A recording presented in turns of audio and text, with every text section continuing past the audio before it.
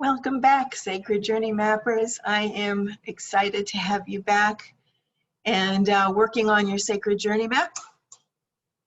You've already taken 2 of the big steps, your foundational work in core identity through your values and your mission. You've worked to answer the question, what do I stand for? And you've also puzzled through, what is my purpose? So now we're going to be taking the next step and applying the next practice of setting personal priorities. This is a very important piece of the entire planning process, and I can't wait to get started with you on our work today. But before we do, we are going to pause. We're going to take 3 deep breaths, and we are going to say our prayer, inviting the divine to our strategy table. So let's take a look in the in your workbook. I've got the prayer on the screen, so I am going to actually pray right from the screen, but you can follow along in your prayer book, in your workbook rather. It is actually a prayer book, interestingly enough. So let us begin. Deep breaths.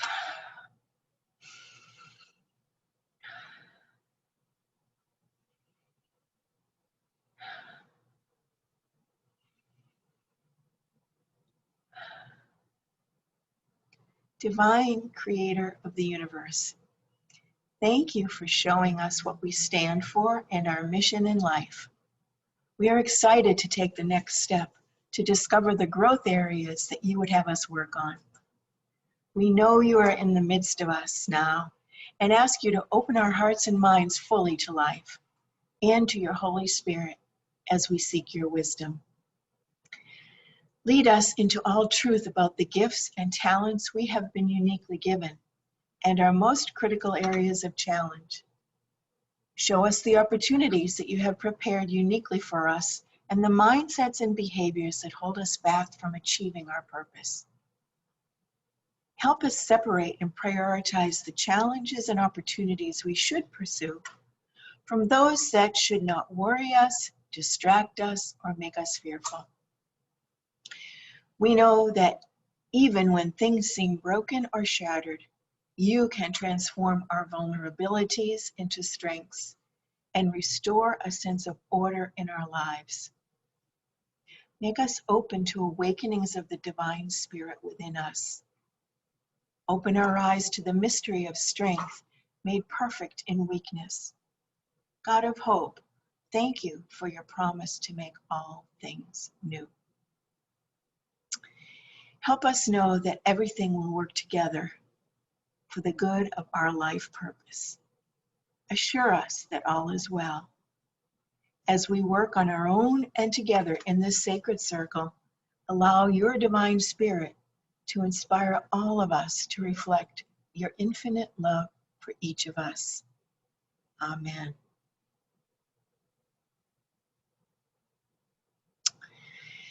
As you read along or listened to this prayer, I'm wondering what words or phrases jumped out at you.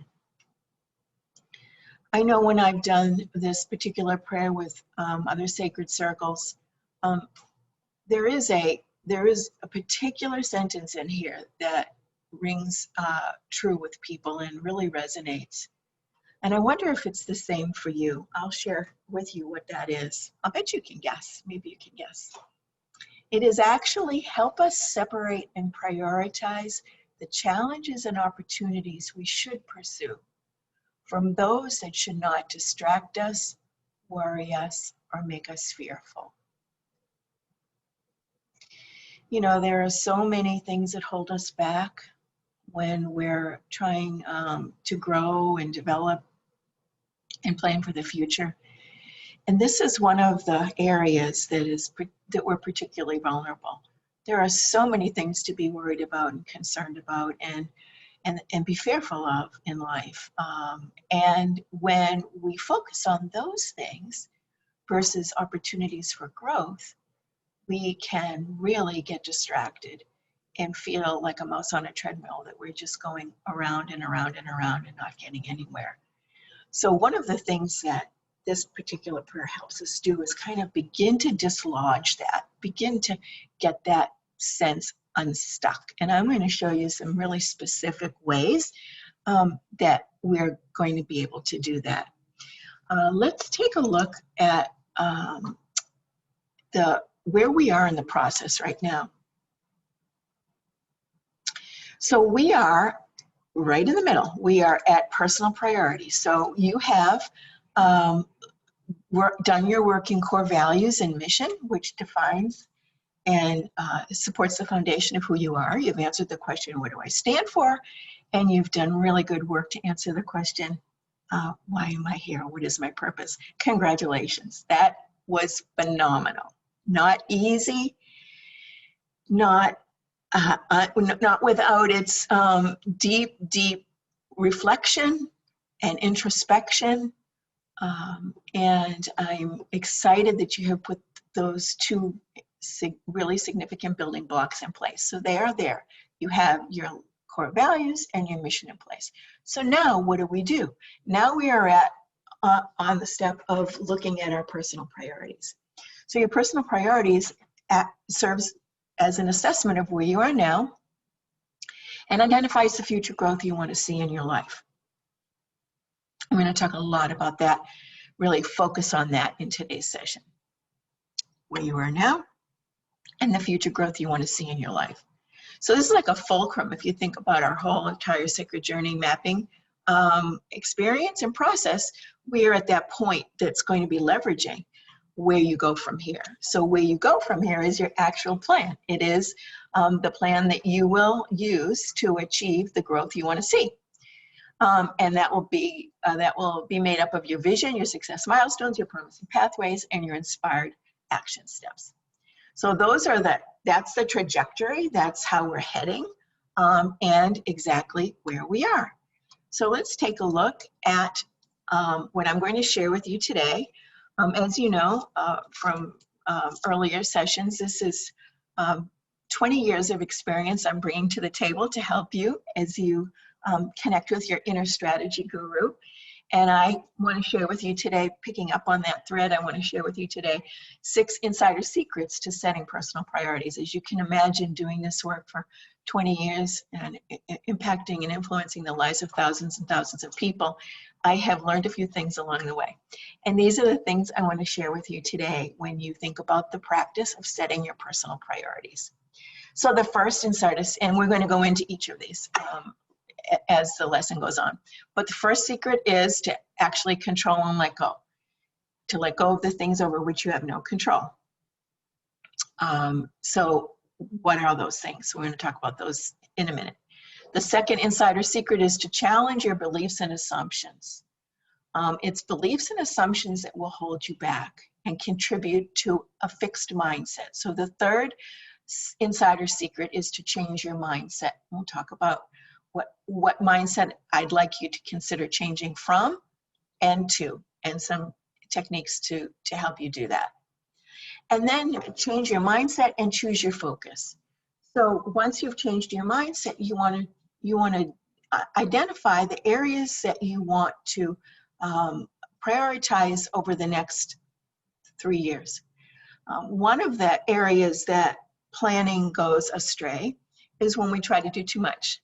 We try and do too many things. And that's why the prayer, specifically with the sentence I pulled out for your further contemplation, is so poignant, because it is the sentence that says, okay, what aren't we supposed to be focusing on here? Help us figure out what can we set aside. Maybe not forever, but just for this planning cycle. What is it that we don't need to bring to the front as a strategic issue area that I want to focus on, a particular growth area that I want to focus on? What can I either delay or abandon, or wait until a threat turns into an opportunity, that something can change in the external environment over which you have no control, that could actually make something that would hold you back today turn into something that could actually be beneficial to you. So choose your focus. And then commit to balance. One of the key areas in this process is the focus on quadrants. And I want to talk to you about what those quadrants are and how you want to approach each of those quadrants so that you're not hyper-focused on one area of your life and throwing the other areas of your life out of balance. And then finally, and this is probably one of the most important things to help you identify your personal priorities, and that is to connect the priorities that you set to your core.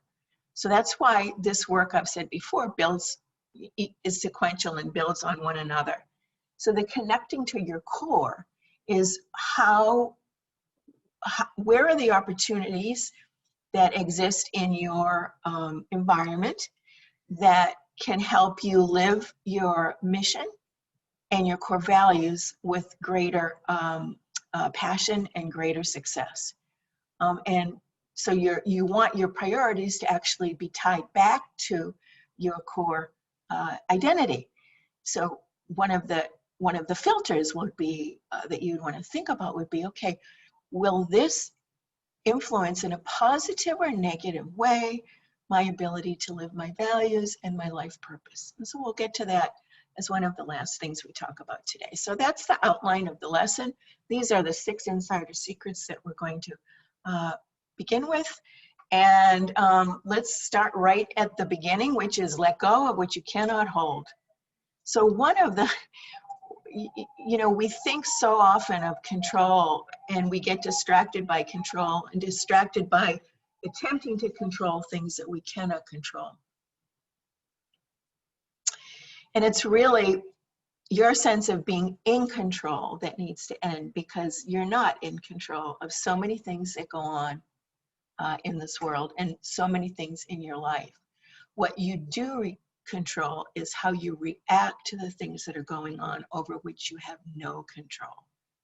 So the key here is to let go of the false belief that you are in control. Let me say that again. Practice letting go of your false belief that you are truly controlling most of what you believe you are controlling, and shift your energy and focus to what you can control.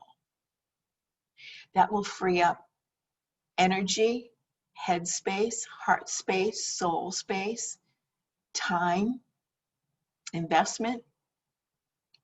There is so much tied up in the attempt to control, or the belief that you actually can control things you can't control. So that is number 1, let go of what you cannot hold. Practice number 2, step number 2, challenge your beliefs and assumptions and set new priorities. This is so important. How often do you believe that you can't do something? Do you, in fact, only do things that you believe you can do well? Do you believe that you have to correct a weakness before you can take advantage of a strength? Do you believe that your weaknesses outweigh your strengths? Maybe you believe that you're not worthy or that you're not enough. These beliefs and these assumptions, these stories that you tell yourself and that are actively, that you're engaging in conversation about in your head, are what keep you stuck, lost, or confused. Assumptions that are not true. Assumptions that you can easily change, because what they have done is they have contributed to certain behaviors that you have repeated over time. And these learned behaviors that we repeat as a result of telling ourselves negative assumptions, or assumptions that aren't true, wrong assumptions, can be unlearned as they have been learned. And so this process can help you break through fear, self-sabotage, and even grief if you're willing and open to resetting your priorities based on a new set of assumptions about you, your life, and your world. And we're going to go into how you're going to do that with some of the templates and exercises that that I have prepared for you. Really, really big step. Challenge your beliefs and assumptions and set new priorities. That leads, when you are able to do that, you are ready to then change your mindset. And this is a really critical, this must happen in order to set priorities that will actually be growth priorities and not status quo priorities or maintenance priorities, priorities that will move you forward and propel you into your growth trajectory. So most people, many people have fixed mindset.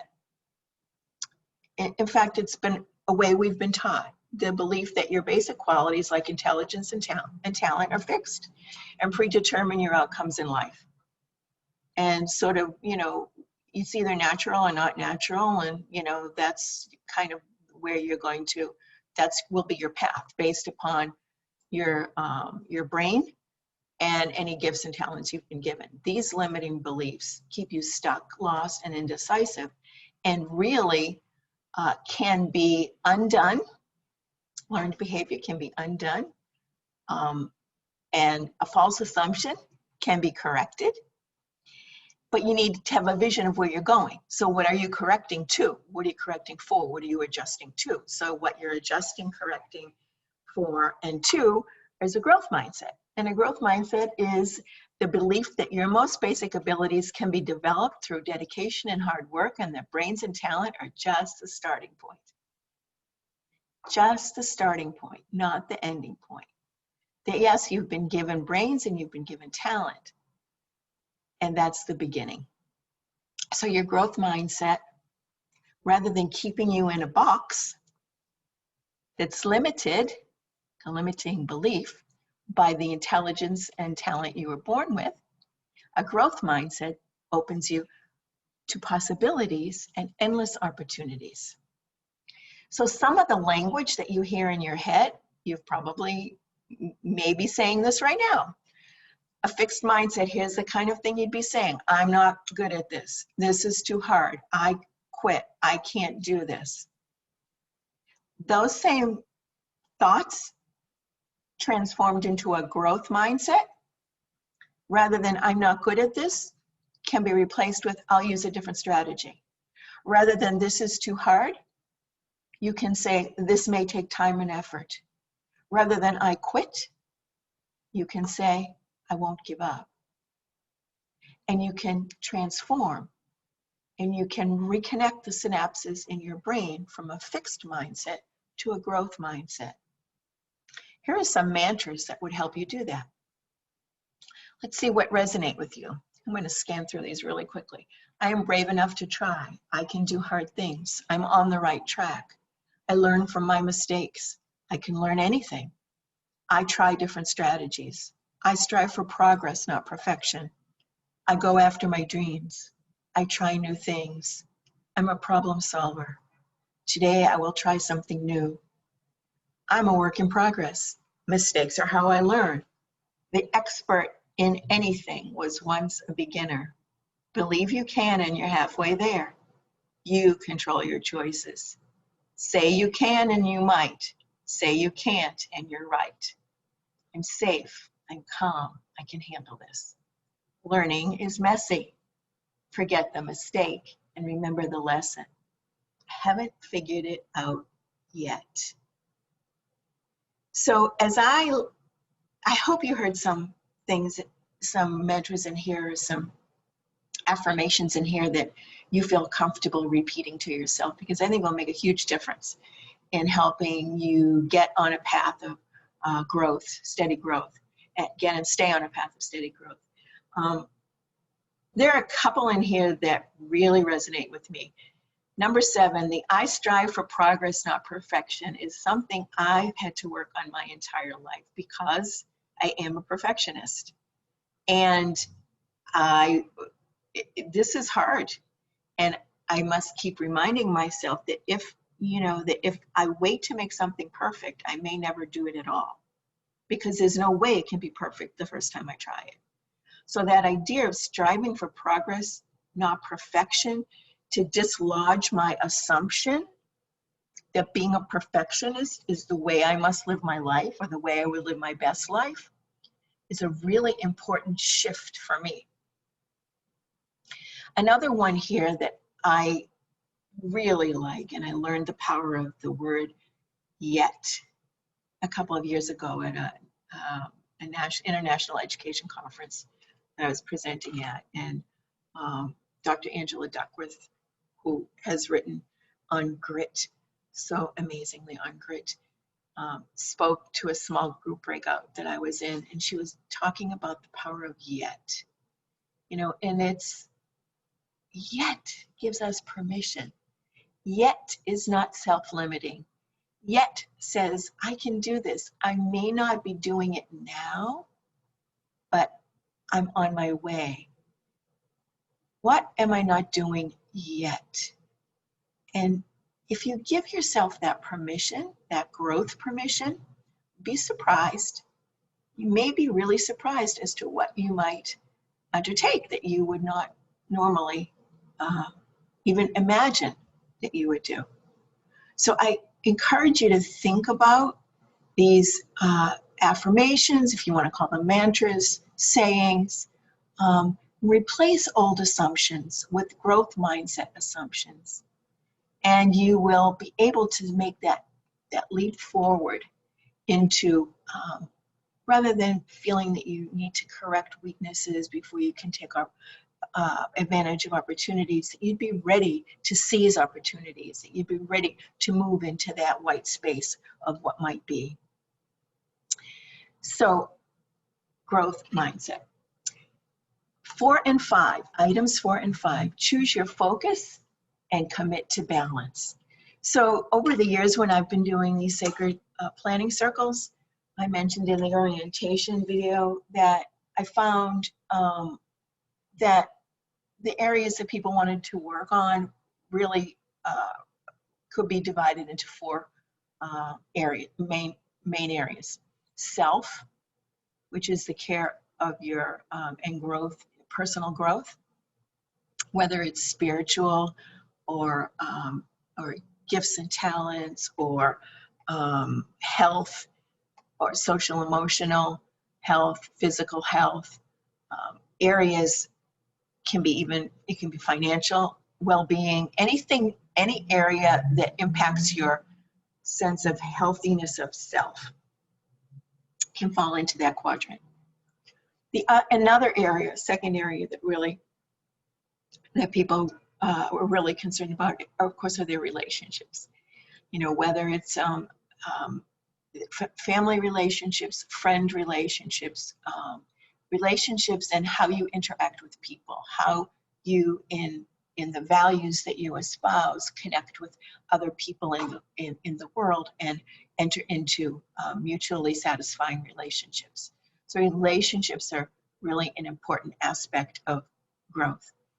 A third area for growth is work, and this can be work, career, it can be vocation if you're working from the home.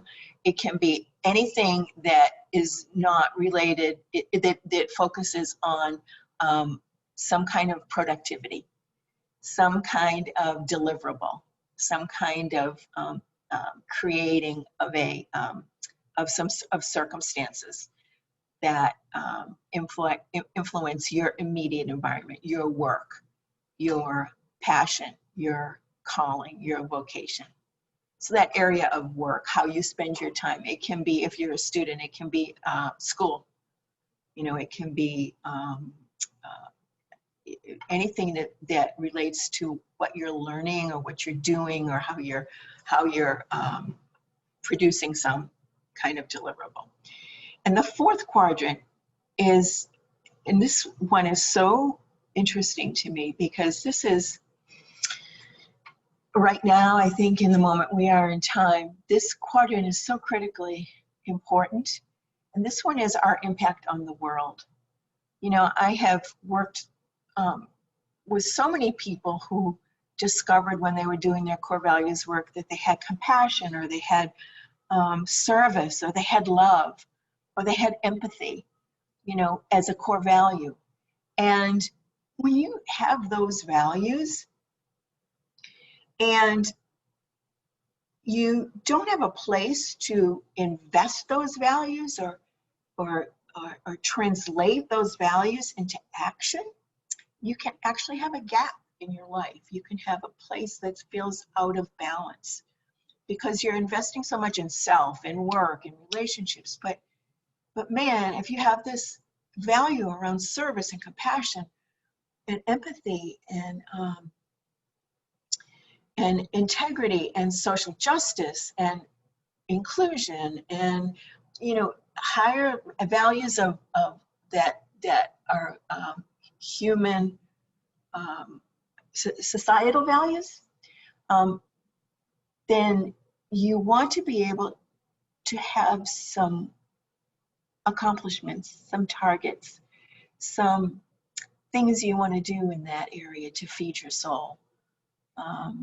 And I just love this quadrant. I think it's, and you know, it depends on also where you are in life. You may have so much going on in the other three quadrants that you say, you know what, I can't even focus right now on my impact on the world because I have to, you know, I have to take care of myself and my family and I'm out of work and whatever the situation is. And you never have to feel that you have to do something in all of the quadrants, but you want to find for you at this moment in time what is right for balance, what is right. If doing something in the world feeds your soul when you're highly anxious about in 4 other quadrants, you may want to do something in the world. So these, you will have opportunities to process all this in the sacred planning, in the book, in the workbook itself, and in the bonus, especially in the bonus worksheets. So those are the 4 quadrants. This last one, which is to me the real secret in terms of setting priorities, and this is the 6th Insider Secret: connect to your core. So what are the biggest challenges to living your mission and your core values? What would compromise your ability? What is existing in any of those 4 quadrants that would severely compromise your ability to live your values and your mission? That would be a priority. You want to address that. You want to disrupt that. You want to reduce that impact on your life. You want to eliminate that barrier. If it's going to have a debilitating effect on your ability to live your mission and core values. So that's one way to connect to your core. Another way to connect to your core is to go back to, I think it's in the bonus workbook, Core Values Worksheet 3, and it asks you to rate your performance on your values as well as to support that rating with evidence that you're living each of your core values. And then it asks the change question, which is, okay, if your rating is a 3 or below, or whatever you determine is growth for you, on a scale of 1 to 5, 5 you probably recall is I'm doing really well and delivering on this value, I'm living in integrity on this value. 1 is the opposite. This, I say I stand for this, but there's not a lot of evidence that my life is attesting to that, and I really want to improve that. So wherever you want to see that improvement, so anything 3 or below could give you some space for improvement. The change question is, what are you willing to make as an intention over the next year to bring your actions and decisions into closer alignment with that value, so that you're living in higher integrity around something that you say defines you. And that, so if you have 5 values, I've given you 15 opportunities, 3 for each of those values, 15 different ways that you could think about connecting your priorities to your core. Really important. And then the third, which is, I think, a really also a great way to think about connecting to your core is, what do you find super interesting and compelling that might be growth opportunities that you either have or can create? Remember, growth mindset, you can create. You can create a growth opportunity where you may see none now. You can create it. So what are the most interesting growth opportunities you have or can create that are aligned with your core values and mission? these would actually be the things that you would want to perhaps choose to focus on in those quadrants. So those are 3 ways to connect to your core. So the setting of priorities themselves, if we look in the bonus workbook, I have 4 really interesting, I think super interesting bonus worksheets for you to work on.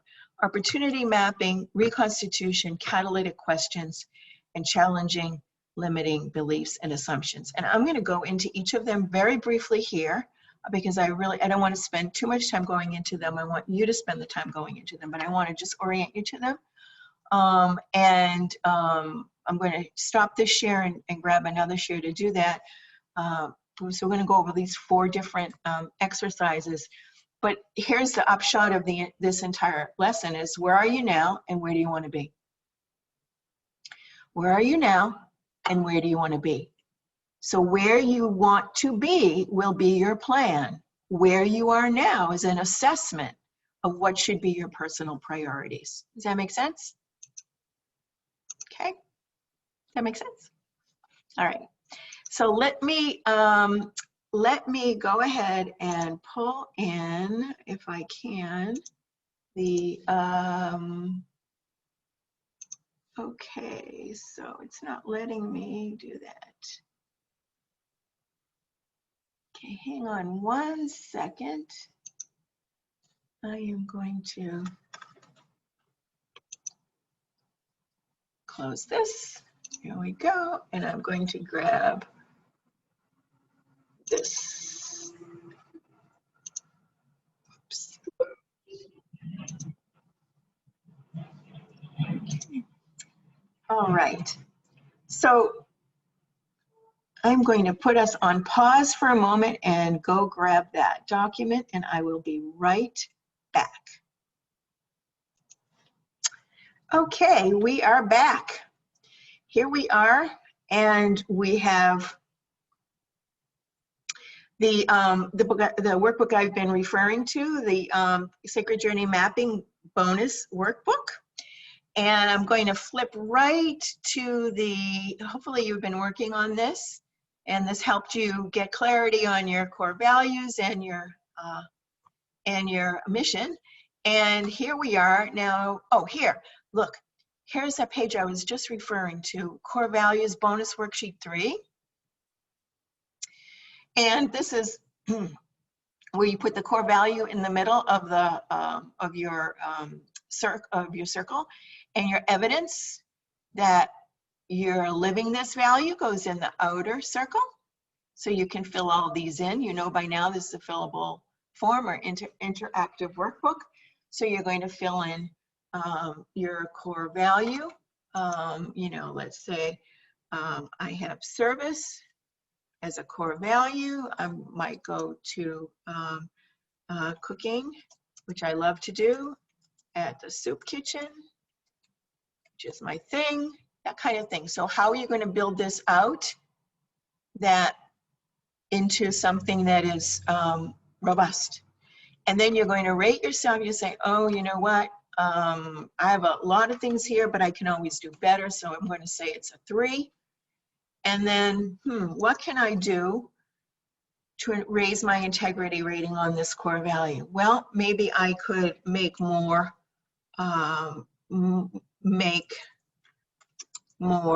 time for volunteering.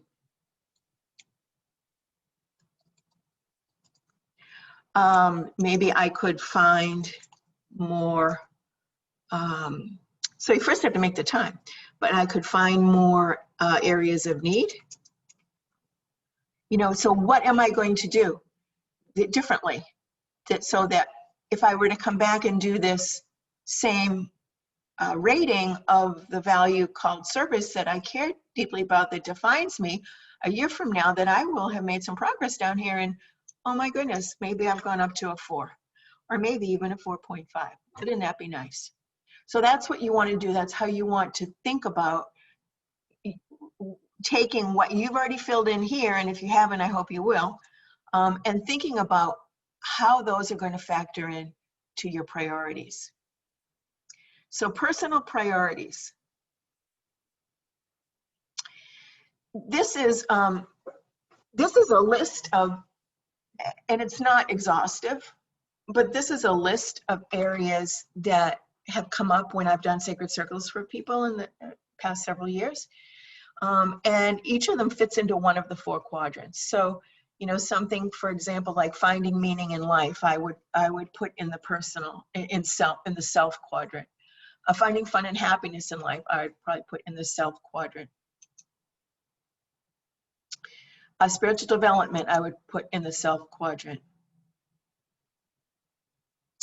Codependencies, I probably would put in the relationships quadrant. Career vocation challenges, self-explanatory. Professional growth and development. Again, there's no right or wrong here. It is what is for you. I might put it in the work, or I could also decide to put it in self. Depends. If I was out of balance in one, I would put it in the other. If I had too much in one, I would put it in the other. So it's not definitive. You can move them around. Equity and social justice issues that resonate with me, I would put in the 4th quadrant, my impact on the world. And with all the opportunities to contribute today in global pandemic issues and opportunities, I would probably check something like that. Sometimes we struggle with work-life balance. Sometimes, you know, you don't want 100 of these.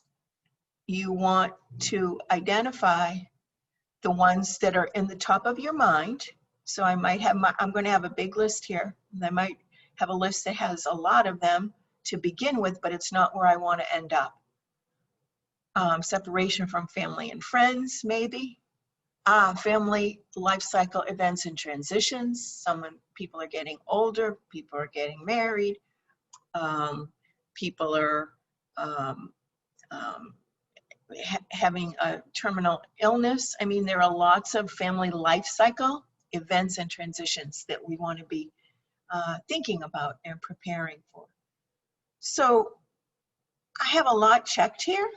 Health issues and opportunities, maybe. What do I do with this list? So what you do with this list is now you're going to take them and map them. You're going to say, okay, of all these things that I could focus on, what are the ones? Let's look at their impact and how easy or hard they are to do. So are these things going to have a high impact or a low impact? That's the vertical. Are they easy to do or hard to do? And I'm going to start mapping them. So I'm going to start mapping, and you want to put the things that are high impact and easy to change in this quadrant. You want to have some things in here. You don't want to have your entire quadrant be full of, you don't want this quadrant to be full of countless things that have high impact but are hard to change. Because why? You'll have too many priorities and you will get no progress on your plan. So you want to make sure that you have high impact, meaning they're could be transformational, but that they're easier to change than they are hard to change. So if they're easier to change than they are hard to change, you're going to kind of, maybe put them in this area here. Or if they're simply easy to change, you can just write them right in. If something is low impact and hard to change that you've highlighted over here, low impact and hard to change, well, let me take for an example, codependencies. Well, codependencies, high impact, hard to change. High impact, hard to change, but would it not change so many things in my life? Think about that. Low impact, hard to change. Maybe partnerships. Maybe hard to change, and low impact because I don't have a lot of partnerships, but maybe I was thinking of developing some partnerships.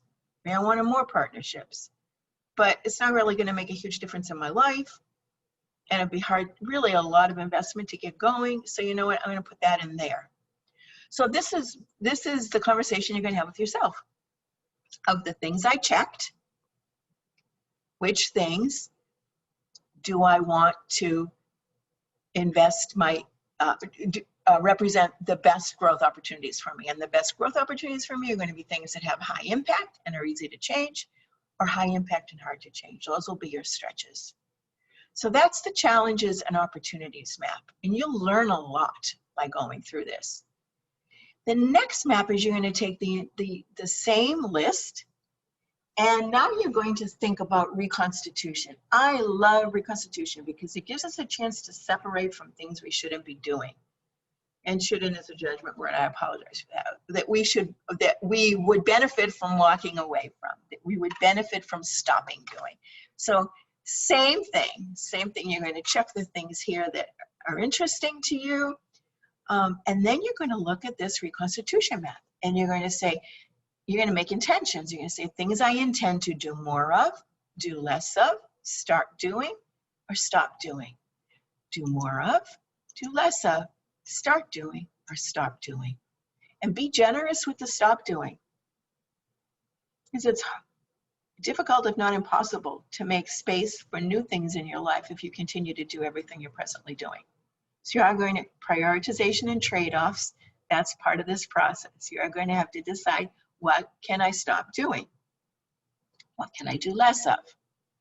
So that I can make space to do more of or start doing. Reconstitution map, a really important template. This next personal priorities bonus worksheet, number 3, is the one that I included in the workbook that relates specifically to COVID-19 and things that may be coming up for you during this time, during a global pandemic, that could represent for you opportunities to change and grow. So I'm asking catalytic questions. Catalytic questions are the big questions we ask about the big issues in life, and we challenge assumptions based on those big issues. So we're challenging some assumptions here. So catalytic question 1 that I'm proposing that you ask yourself is, has who I am and what I'm about changed as a result of COVID-19? Catalytic question 2 is a big one. What did I think was impossible before COVID-19 that has proven to be possible? So things that you are now able to do, because you probably may have just jumped right into a growth mindset, can now be the source of systemic change in your life, a new way of doing things going forward. It's a possibility. These would be things that are impossible, that you've proven to be possible, that you want to hold on to. How do I, catalytic question 3, how do I take what I've learned and move forward? Catalytic question 4, what new assumptions could define me? Catalytic question 5, how is this crisis forcing me to evolve? And then here's the commitment to change. Catalytic question 6, what 1 or 2 intentions can you set to take advantage of any opportunities that have been revealed to you by your responses to questions 1 through 5? So this can be a real source of transformational growth for you and opportunistic change. Change that presented itself as the result of an external change that you had absolutely no control over, but you have responded to, reacted to in a way that has served to be a growth point for you. This is, if you have time to do this one and are interested, I think it would lead you to some really interesting findings about yourself. Bonus worksheet 4, this is actually my personal favorite among all of these personal priorities bonus worksheets, because this is the one where you examine your self-limiting assumptions, you assess what area of your life that self-limiting assumption influences. So you write your self-limiting assumption here. You say, you check which area of your life this impacts and how often, which this is going to give you a gauge as to how much of a hold this assumption, this self-limiting assumption has on your progress, and how much of a barrier it's serving as, and how it may, the level to which it may be keeping you stuck or lost or at a crossroads and not able to make a decision. Is this self-limiting assumption almost always, very often, somewhat often, or never? So you're going to do the assessment here, and then here's your change opportunity. Beginning of your change opportunity is you're going to rewrite your self-limiting assumption as a positive, empowering, growth-oriented assumption. And you could use some of the mantras and affirmations as lead-ins. Connect them to this rewriting of your self-limiting assumptions, a good way to begin. And then you're going to identify what one thing can you take? What one action step could you take to test your new positive assumption? So I've given you a lot of these. I've given you a lot of these grids. There are a couple of pages of these grids. And the reason I've done that is because I want you to think about working across the quadrants. So you can check, if you have self-limiting assumptions only in the self quadrant, all of these would be self-oriented. But I wanted to give you enough space to think about writing self-limiting assumptions in the other quadrants, and to think about how often this impacts your decisions, how you spend your time, how you, with whom you're in relationship, and what you can be doing differently. And all of these, remember, all of these will work together to help you move to the change question, which is at the beginning of was the beginning of this lesson, which is, if this is where I am now, this is where I want to be. These are the changes I want to make. All of this deep thinking work will help you get to the conclusions that you are going to be inspired to get to, so that there aren't too many, and at the same time there are enough to create that growth that you're seeking. So I'm excited for you to take this step. This is a big one. It's a big one, and take the time you need. There's no rush. The entire plan, the entire Sacred Journey map that you will create will solve for this.